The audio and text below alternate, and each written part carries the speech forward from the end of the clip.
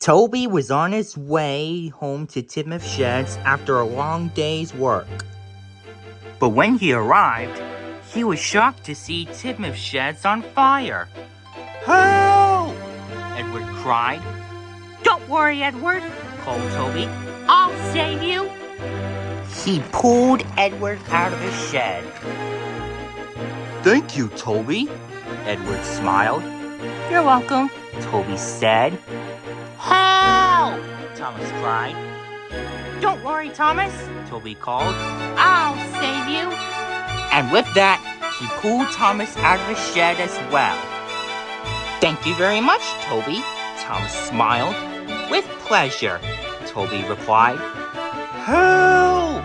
Henry cried. "Ugh!" There! Is that all? Help! Yes? Okay, good.